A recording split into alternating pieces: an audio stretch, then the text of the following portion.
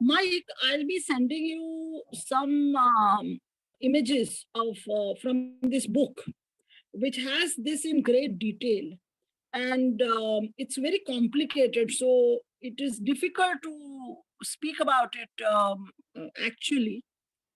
Maybe you would be able to read this and explain to your students a little better. The Ratwa, by the way, is one of the larger tribal communities. In India, we have tribes of different sizes.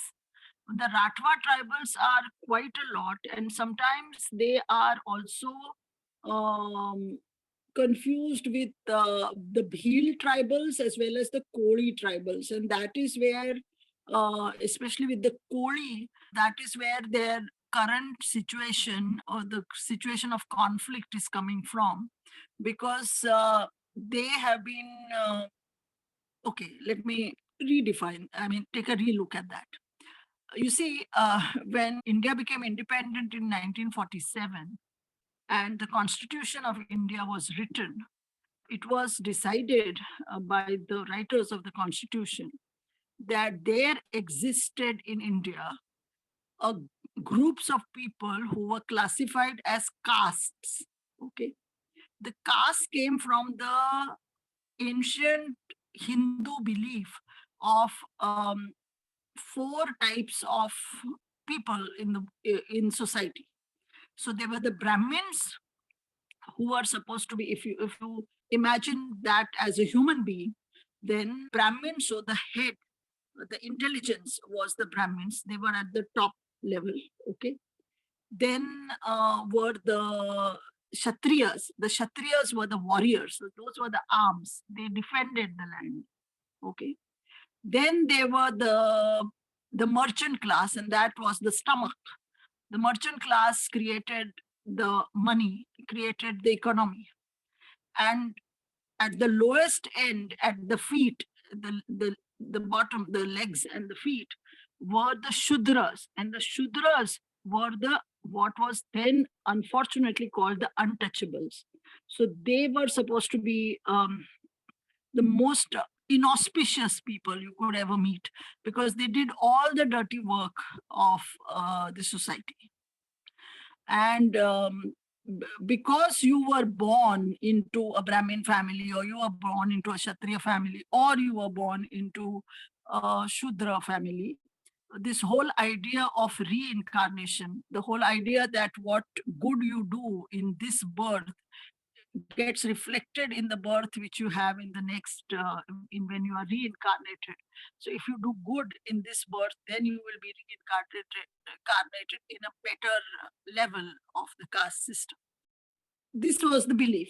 Right now, the because and see, when you have systems like this in place, there is invariably going to be a lot of exploitation at every level and in different ways, right? So the Constitution of India said that the castes should be given a special status, because for hundreds of years they've been downtrodden, they've been put aside, they've been on the edges of society, and they should be given a chance to better themselves.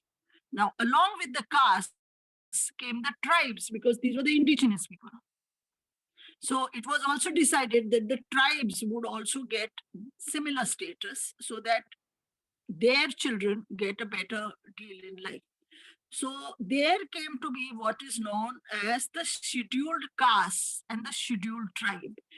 And now, I mean, over the last 70 odd years of our independence, for every government position, or for whatever it is, in whatever you apply for, there will always be a regular fees, regular ways of movement for the people in the mainstream, and there will be a different way if you belong to a scheduled caste or a scheduled tribe, and therefore you got, I mean, your movement was a little bit smoother down that line, right?